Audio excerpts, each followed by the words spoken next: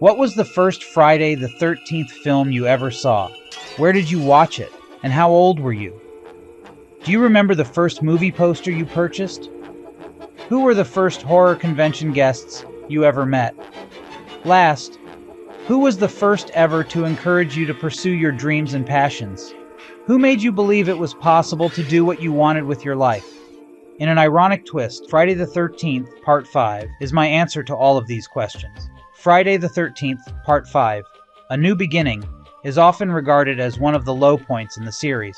This is largely due to the absence of Jason Voorhees, the dark humor that is so dark that it's damn near bitter, and its overall sleazy atmosphere, provided by none other than a porn director. But then again, the founder of the series, Sean S. Cunningham's roots in softcore porn as well. But like a blonde dye job, he kept his stuff colored. Danny Steinman, the director of Part 5. His dye job was so bad that it looked like a fried-out bleach job at a dive bar, looking for a quickie in the parking lot. The Starla? Can I have the keys to the car, lover? I feel like changing wigs. This feels more like a knockoff of a Friday the 13th film produced by a rival company looking to exploit the franchise's popularity than a true installment in the series. Still though, even though it is not my favorite Friday the 13th film in any way, it is the most personal to me. It was my gateway into the series. The first Friday the 13th film I ever saw. It was also the first horror movie poster I ever bought. Years later, the cast would be the first slate of guests I met at a horror con. The 13th Part 5 encouraged me to take the journey into filmmaking in my mid-20s after I had completely given up on that ever happening. Allow me to introduce myself. My name is Jeremy Campbell. I am a writer, a director, and a photographer. This is my story, Tales from the Creekbed. The year was 1989, and I was only 5 years old. This was the year of Batman, New Kids on the Block, and Teenage Mutant Ninja Turtles. It was evening. My older sister, who would have been 7, was channel surfing in the living room while our mom prepared dinner, and I played on the floor in front of the TV. My sister stopped searching when she reached the USA Network. They were showing Friday the 13th Part 5. I know it was the USA Network because in my later experiences, I realized the USA Network had a lock on Friday the 13th Part 5. My sister called out, "Oh, Friday the 13th. As a kid, I was a fan of the Friday the 13th TV series.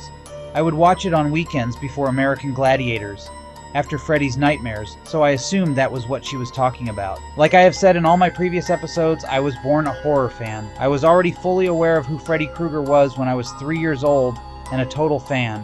I had spent the weekend before this night watching Silver Bullet with my mom, and regardless of the fact we lived in an isolated house deep in the woods alongside a railroad track and were positioned under a bridge, I slept soundly after. But out of all the scenes to land on, we landed on the death of Joey. In this scene, Joey walks away looking dejected after offering Vic a candy bar. Then he gets Vic's axe planted in his back. That damn scene made me scream. Not in fear, mind you, but in horror. Never had a movie made me so emotional.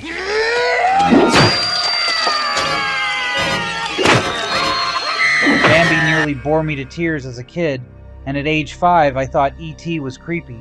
But seeing poor Joey randomly get hacked to bits, you would have thought Joey was my lifelong friend. I assume Joey's hurt feelings had to do with my hysterical response.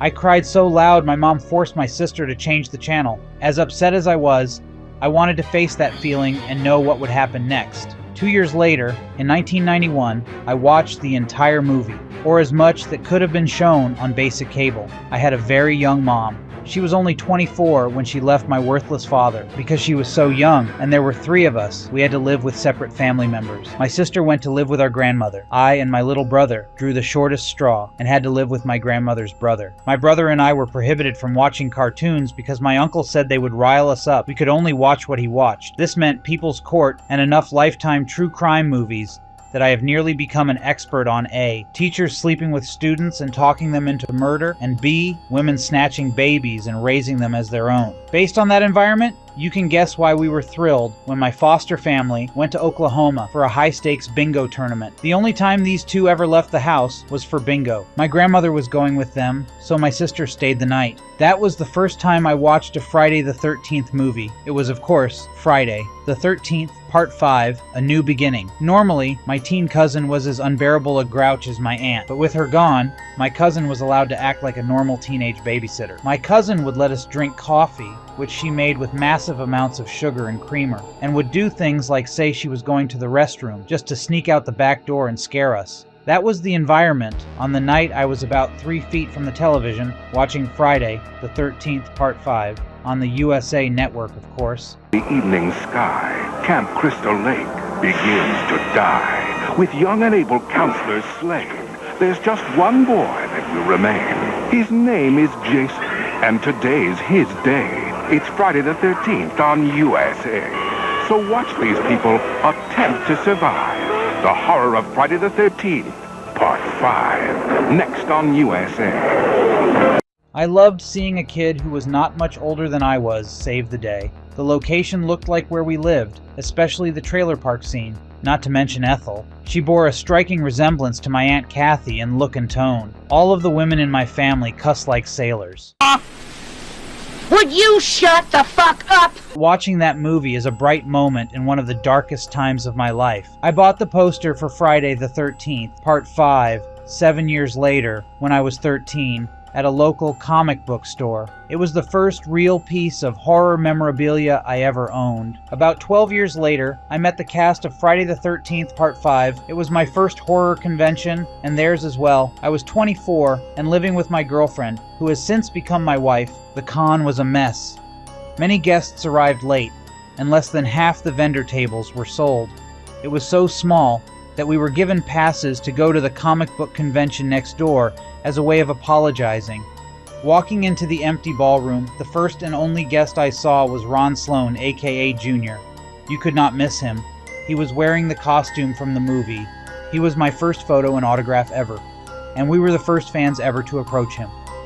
I told him the story of watching the movie for the first time, crying, and then watching it again with my cousin. He loved that I had made a personal connection with this low-budget slasher. His wife was also there. The pair treated me and my girlfriend like long-lost friends. He personally introduced us to the rest of the cast once they arrived. They were also very gracious. We spent the day basically talking. George P. Wilbur, who played Michael Myers in Halloween 4 and 6, was also there. He loved busting on Tom Morga, who played the Jason-like character in Friday the 13th, Part 5. Miguel Nunez was a constant showman and had everyone laughing. He kept randomly pointing at me and saying, "I know you." I replied that this was my first convention. He said, "It's my first convention too, but I know you." My wife was the one who made the connection. I had worked security for a luxury apartment building in Dallas. She asked Miguel if he had ever stayed there. Miguel pointed to me and said, "Yeah, I've stayed there. I knew you." While casually chatting with the cast and director of A New Beginning and George P. Wilbur, it was a foregone conclusion that I was either a film school graduate or a current student. They were genuinely shocked when they learned I had never attended film school. I was a security officer, and my main aspiration was to become a security manager. I shared that, as a kid and teenager, I dreamed of becoming a movie director. However, I felt that time had passed for that dream. I was caught off guard when both Michael Myers and the director of Friday the 13th, Part 5 suggested that I consider a filmmaking career.